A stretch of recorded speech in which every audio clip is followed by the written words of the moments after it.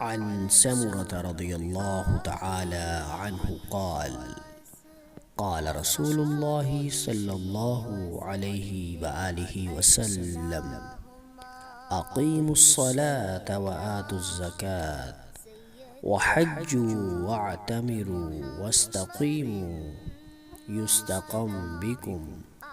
وفي رواية عن ابن عباس رضي الله تعالى عنه قال قال رسول الله صلى الله عليه وآله وسلم من أقام الصلاة وآتى الزكاة وحج البيت وصام رمضان وقر الضيف دخل الجنة.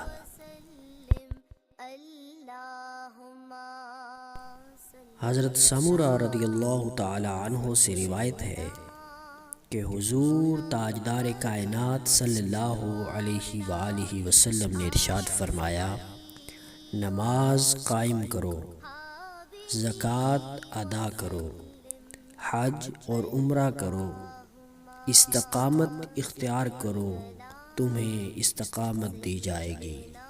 دوسری حدیث مبارکہ میں حضرت عبداللہ بن عباس رضی اللہ تعالی عنہ سے روایت ہے کہ حضور نبی اکرم صلی اللہ علیہ وآلہ وسلم نے ارشاد فرمایا، جس شخص نے نماز قائم کی، زکوٰۃ ادا کی، بیت اللہ کا حج کیا، رمضان کے روزے رکھے اور مہمان نوازی کی، وہ جنت میں داخل ہو گیا۔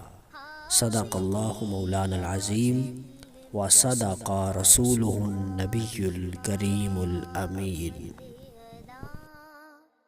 سیدنا محمد